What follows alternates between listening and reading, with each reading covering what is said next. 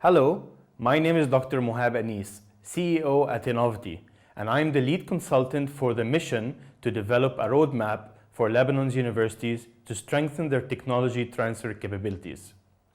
The goal of this project was to establish a solid technology transfer process at universities and to give researchers the knowledge and the tools to innovate and to commercialize their research. In order to do that, we followed a four-stage methodology.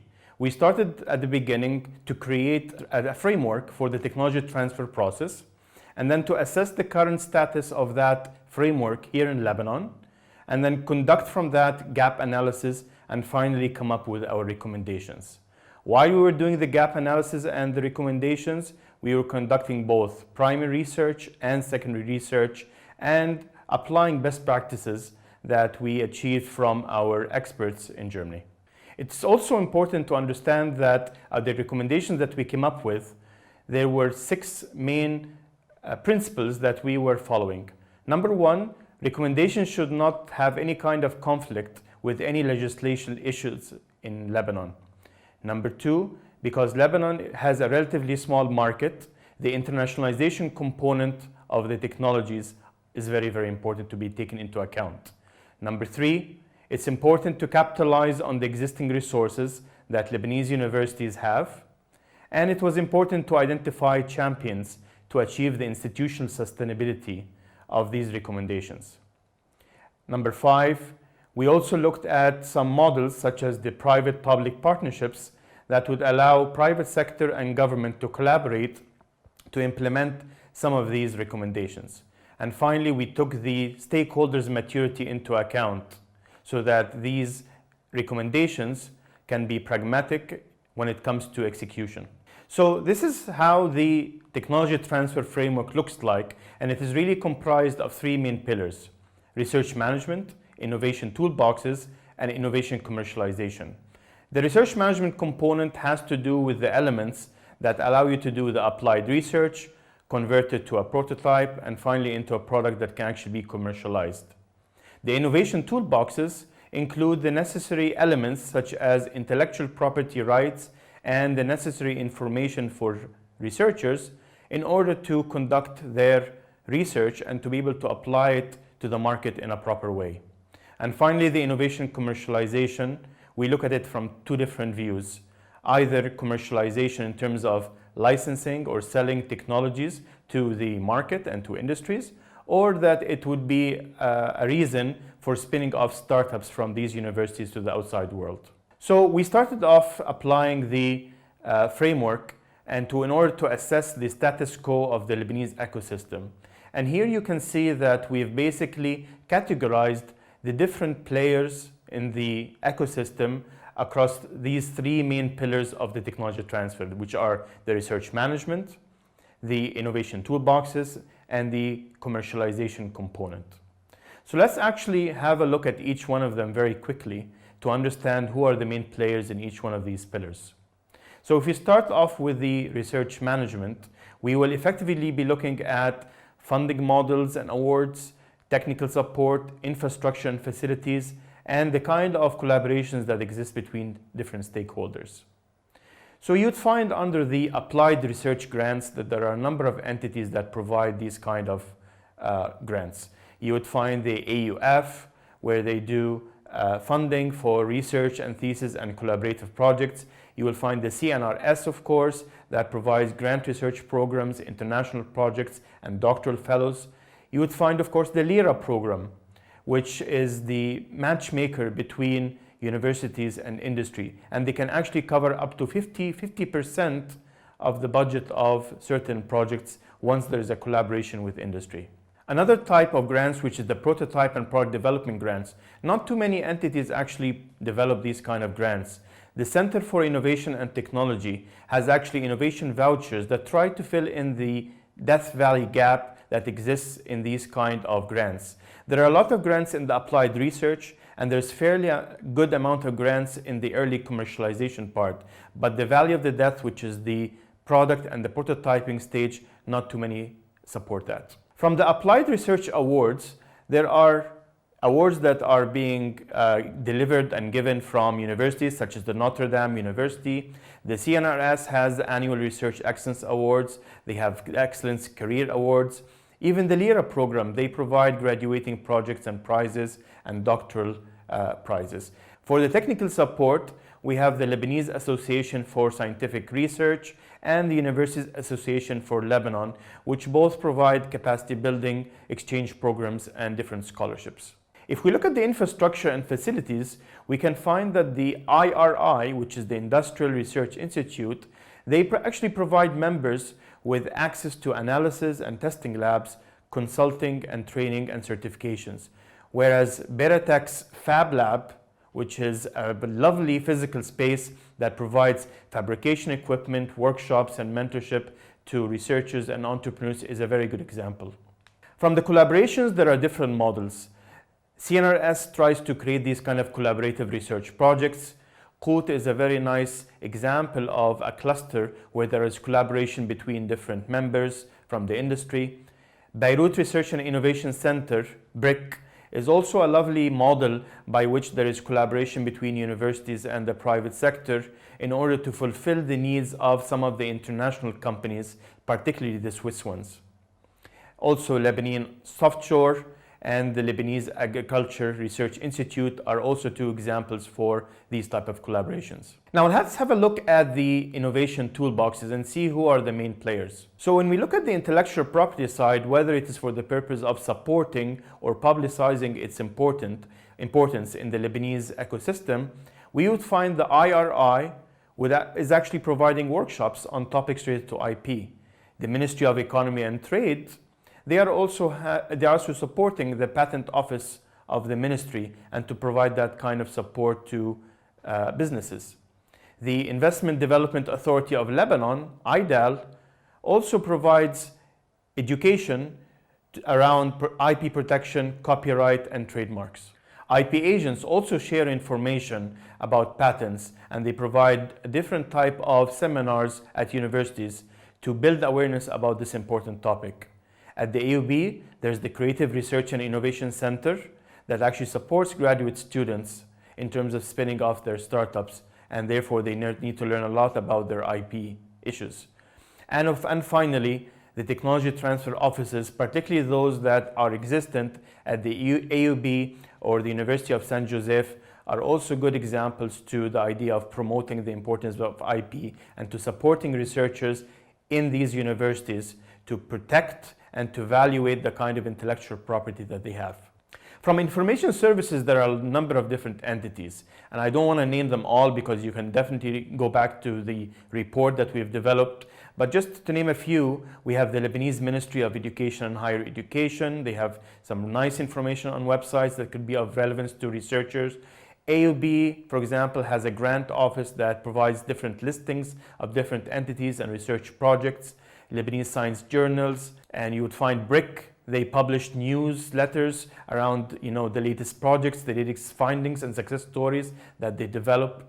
Ministry of Economy and Trade also has a website that you can know from it different types of laws, regulation procedures, services, and documents. IRI, WIPO, Association of Lebanon Industrials, and of course United Nations ESQA, who is actually one of the leading entities that publishes research and reports related to innovation and technology commercialization. So this was kind of a summary about the entities that provide these kind of different information related to technology transfer.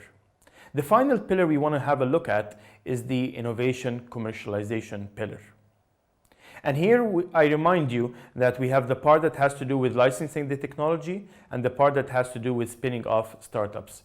Very few entities actually provide support in the area of licensing of the technology. So the CNRS, for example, they advise government on the progress and the issues related to these kind of licensing issues. Naturally, the technology transfer offices at the AUB and University of Saint Joseph, they support researchers to commercialize their inventions. And Beratec, which is one of the main pillars of innovation in Lebanon, they have programs such as the Innovation Factory and From Research to Innovation that again support researchers in the fields of food, water, and energy to commercialize these products into the market in a proper way. On the other hand, when you look at spin-offs, you will find that there are different entities that support these kind of spin-offs coming out of universities. So we have the Maroon Shammas Recognition Award for Technology Innovation that recognizes the creators of innovative technological products in AI, virtual reality, augmented reality, and that is typically coupled with a monetary award at the end. We have Agritech, which is an innovation hub around agribusiness in Lebanon that offers an incubation program that supports entrepreneurs to establish businesses in the agribusiness sector. We have Diane Foundation also that again supports startups and SMEs in the green sector. We have Cedars, we have the Lebanese Women Angel Fund, and of course Beratech at the end, who provide a series of incubation and acceleration programs and provide office spaces to different startups. In addition, we have the Asher Center, Thomas Reuter SME Accelerator, Speed, Flat Six Labs. So all these are all different types of incubators and accelerators. And here, the idea was not to cover all of them, but only to mention the ones that have a little bit of a connection with universities, which is the prime objective of this mission. After we've conducted the status quo analysis of Lebanon's technology transfer ecosystem, it was important to identify the different kind of gaps that existed. These gaps could be related to institutions and supporting tools.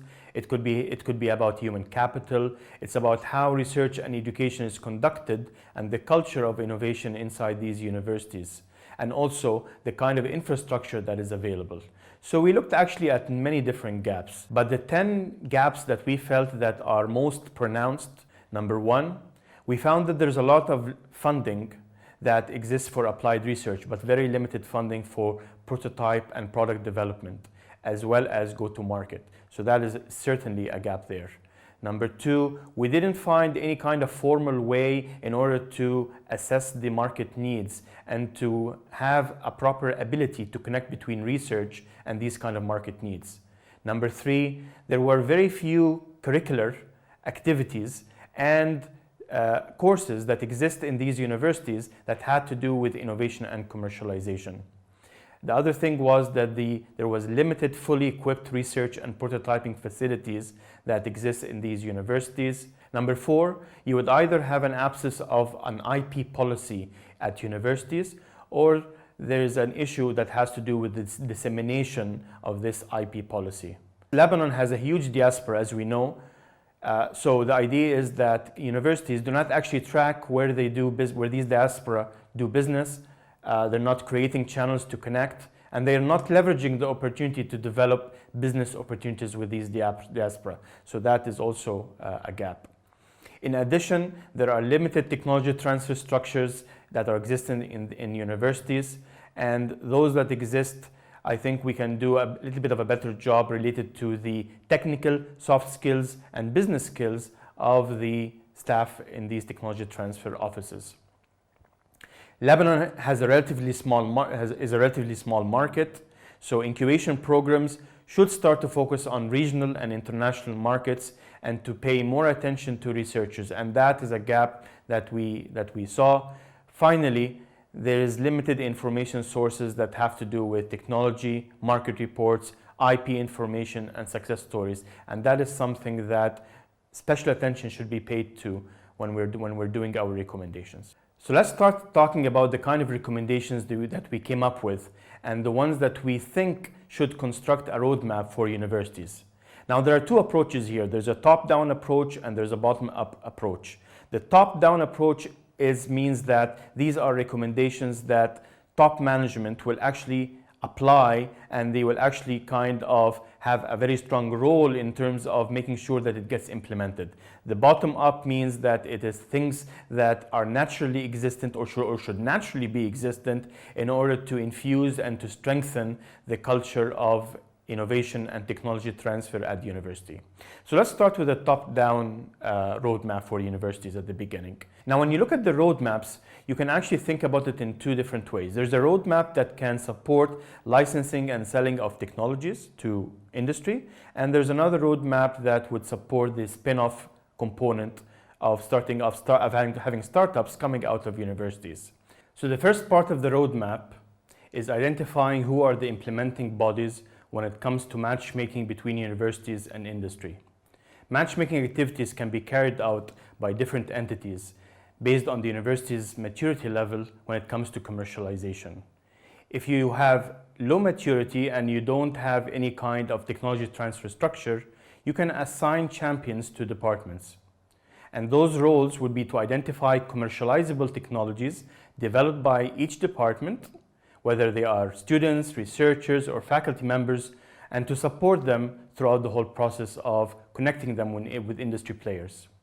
Number two, you can have a centralized technology transfer office, similar to what the CNRS was trying to do, right? But you can also do it when you have 2 or 3 universities together and they kind of centralize their technology transfer operations instead of having individual ones for each university separately.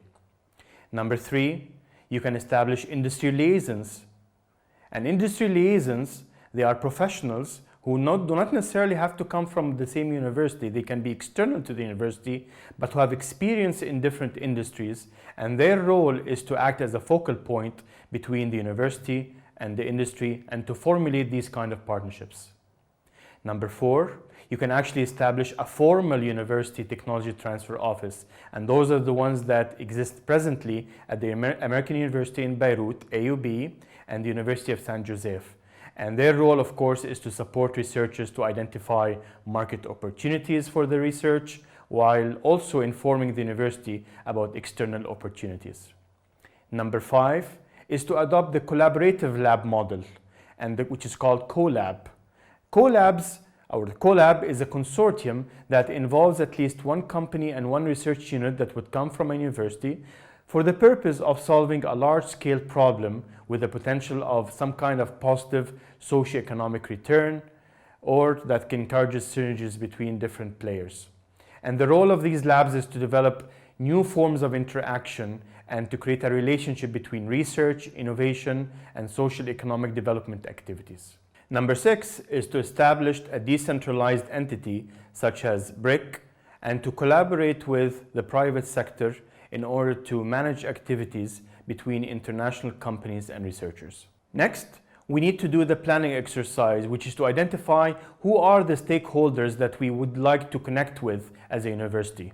So what we want to do is to create a database of stakeholders inside and outside of Lebanon and to categorize based on the strength of connection between the university and these stakeholders. So they could be quick wins, which are entities and individuals that we presently as a university have strong connections with, which could be alumni or existing partners or faculty. They could be also entities that we used to have a relationship with and that now we're trying to reconnect with them, or we need to establish new connections altogether. This stage is very important because it allows you to identify who would be the most promising entities that you can actually start collaborating with. Next comes the part where you do what we call the mapping exercise. So we need to do actually 2 types of mappings. We need to do an internal mapping and we need to do an external mapping. The internal mapping, universities in that case identify the different kind of departments and research centers that they have, and they typically put that on the y-axis.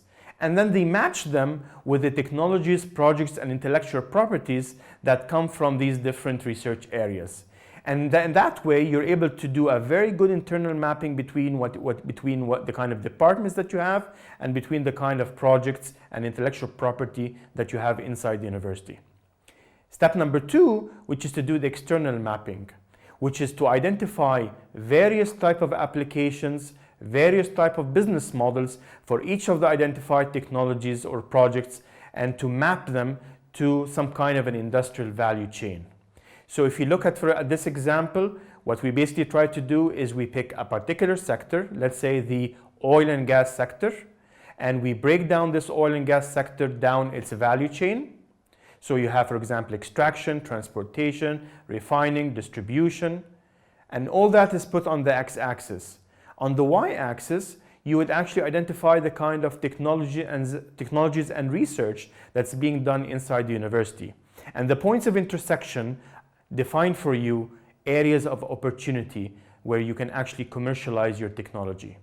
Similar to that, you can do that for other value chains, such as food and beverages, such as the construction industry, such as healthcare, such as education. So the amount of opportunity that you can create for the technologies and research that you're doing at the university are endless. You can have a lot of those. Next, once you've defined the kind of technologies that you have in the universities and the kind of stakeholders and partners that you can actually commercialize it to, now it's very important to have some kind of a policy that governs the kind of royalties and the kind of valuation that you would need to have for each one of these technologies. Now, I'm not saying that universities, if they do not have an IP policy, they cannot do that stage. On the contrary, if you don't have any kind of IP policy, you will just need to work on each one of these cases on a case-by-case basis.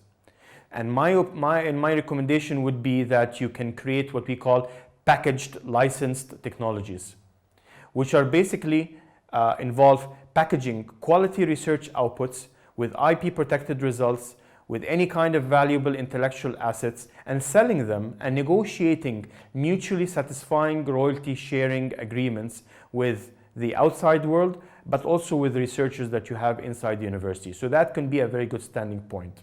It could be a very good starting point for you. If you do have an IP policy, then that's great. Then you would use that as a basis for your negotiation. And we all know that IP policy should have components that have to do with intellectual property ownership, invention evaluation, technology commercialization, conflicts of interest, obligations of faculty, and so forth.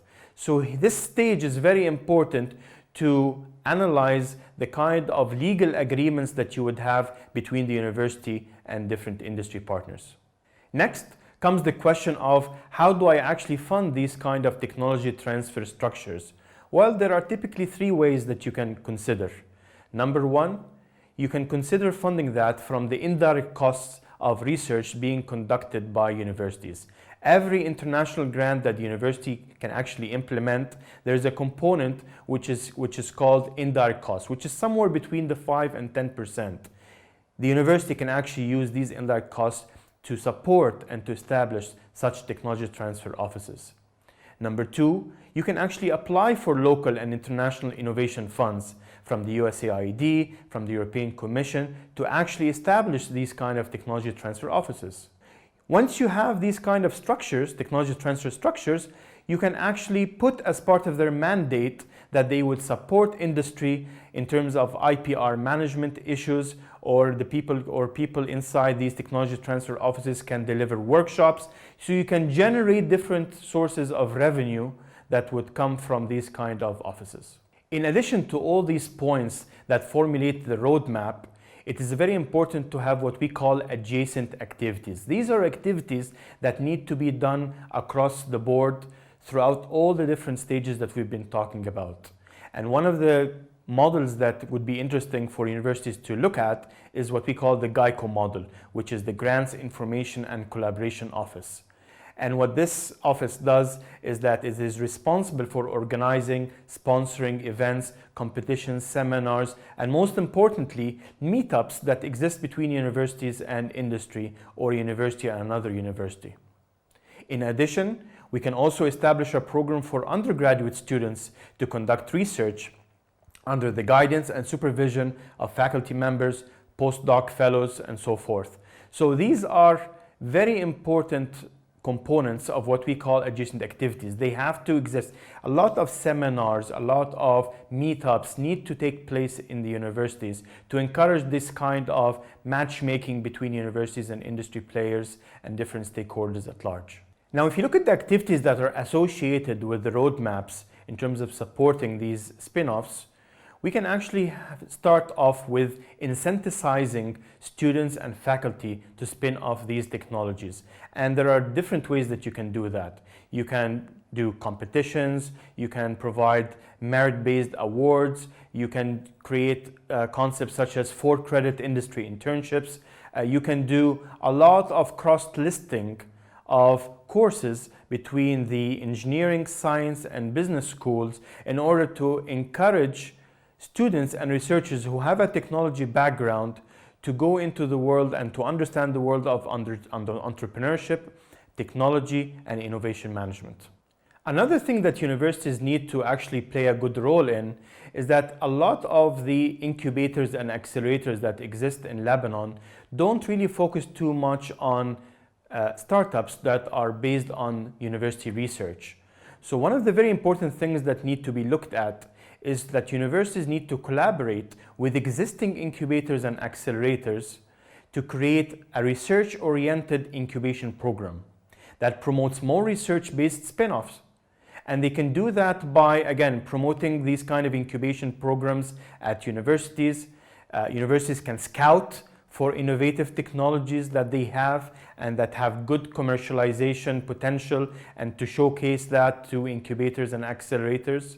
They can connect startups with international networks, funding models, and commercialization opportunities.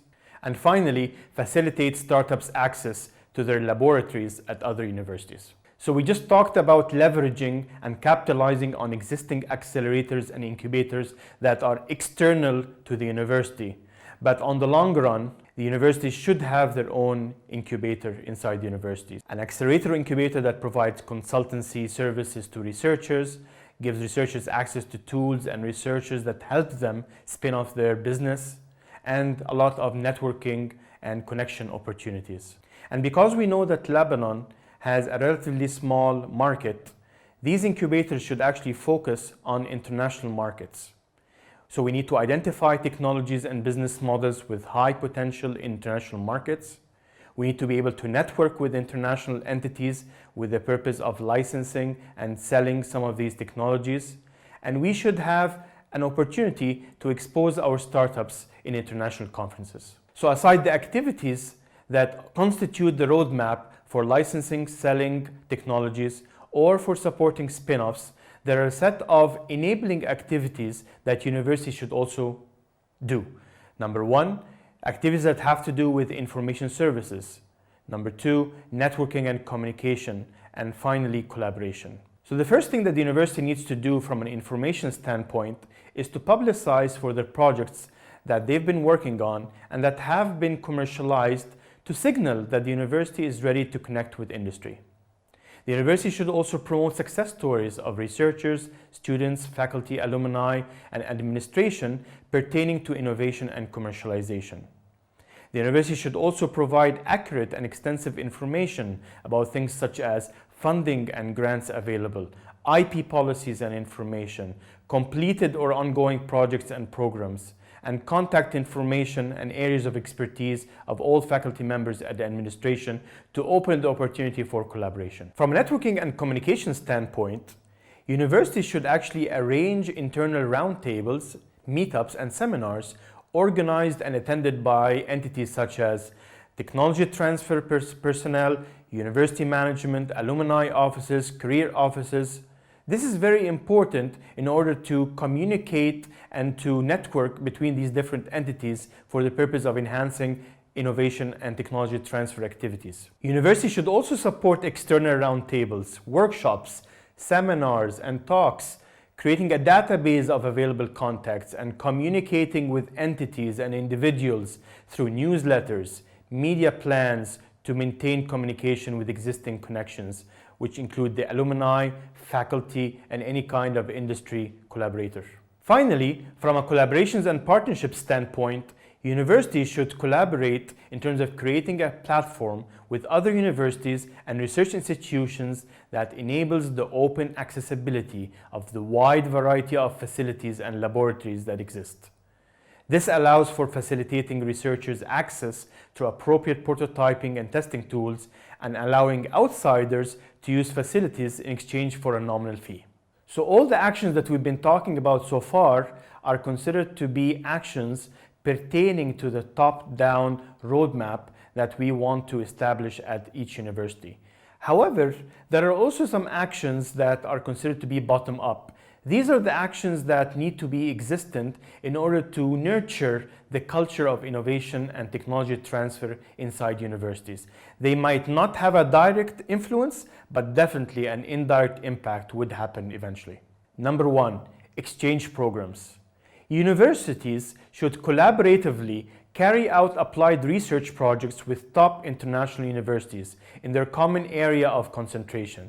This can be done through fully funded exchange programs whereby students can receive a full scholarship to complete their PhD program abroad, or for students to participate in an exchange program for a year in their university of choice as part of the program's network. Number 2, entrepreneurship and technology commercialization courses and activities. I cannot stress enough how important these cross-listed entrepreneurship and innovation management courses are to researchers and students who come from a science, technology, and engineering background. These kind of extracurricular activities that engage students in technology commercialization and innovation challenges are also equally important. Number 3, a startup bootcamp. Universities can engage their students in biannual startup bootcamps designed specifically for researchers who have limited knowledge about entrepreneurship, but would like to spin off their research through doing capacity building, mentorship, matchmaking, and networking. Finally, number 4, senior management support. Increasing the awareness of senior management of the latest technology transfer practices through organizing executive seminars inviting top management is absolutely important. This is the only way to make sure that there's strong buy-in from the top management about any kind of innovation and technology transfer practices we want to do at the university. We discussed many activities that universities need to implement as part of the roadmap to successful technology transfer. However, there are other stakeholders in the ecosystem that also need to play an important role. For example, let's take government. Government, there are different initiatives that they need to take into account. The first one is related to the LIRA program. The LIRA program was a successful initiative governed by the CNRS to support collaboration between universities and industry. However, if this LIRA program would get registered as an independent legal entity, it can actually help the initiative to significantly scale. LIRA would be able to apply independently for funds from international donors and organizations such as the European Commission and the USAID to scale the support they deliver to universities and industry.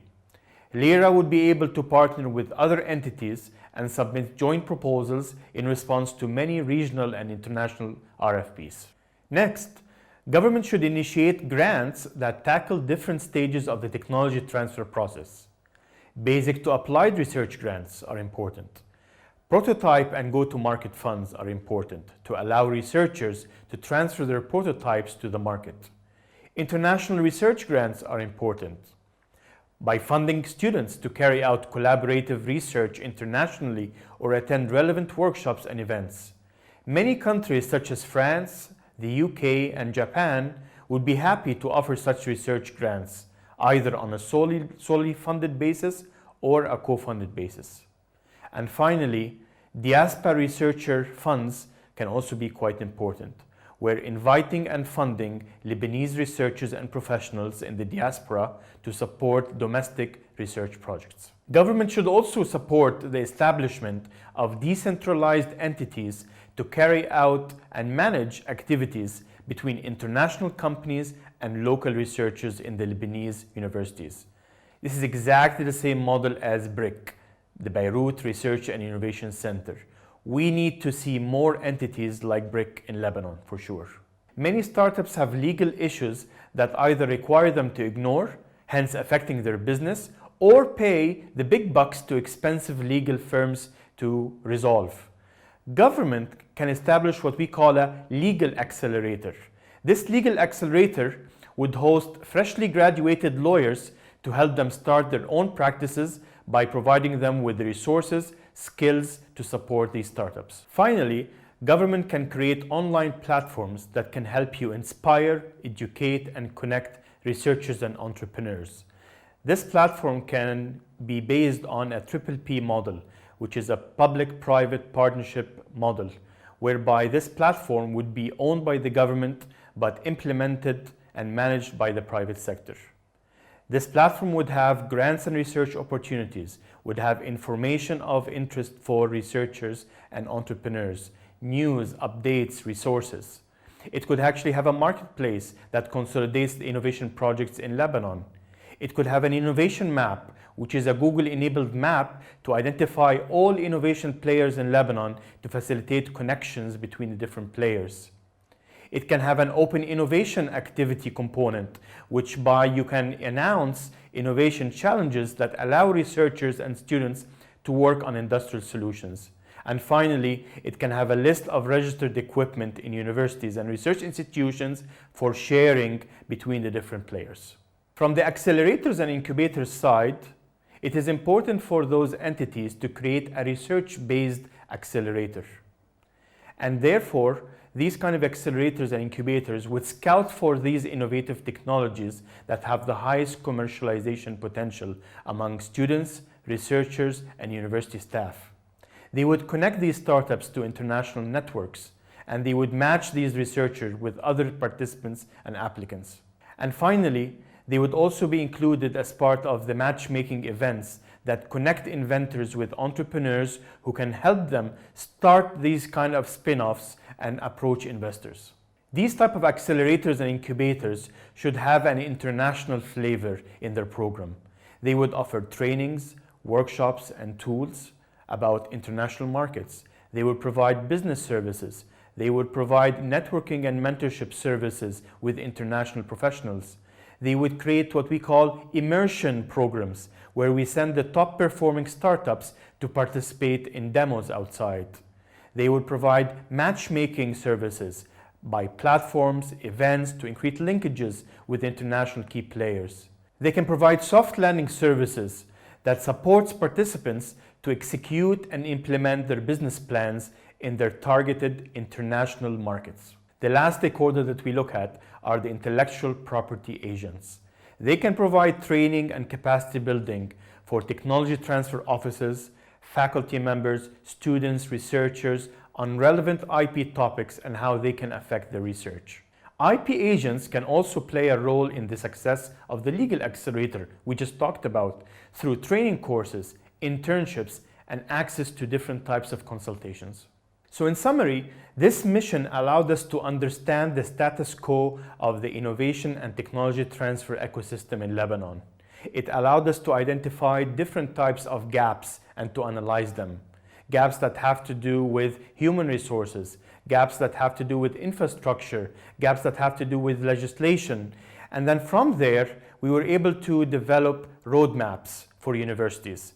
There we had top-down roadmaps and we had bottom-up roadmaps. Top-down roadmaps that would help with licensing and selling of technologies, spinning off startups, and bottom-up roadmaps that help with the whole culture of promoting technology transfer and innovation in the university. Finally, we mentioned the role of other stakeholders in the ecosystem: government, accelerators and incubators, and IP agents. And we have identified some key activities that each one of these stakeholders can actually implement. I want to acknowledge the time and the hard work of many people in this mission. Sarah Shawqi and Aya Abdel Halim from Innovety, Gerd Meyer, our German expert, Christelle Khalil, Rami Boujawda, and Matthias Fillen from the Next Society team, and 25 different experts who represent different stakeholders in Lebanon. Thank you so much.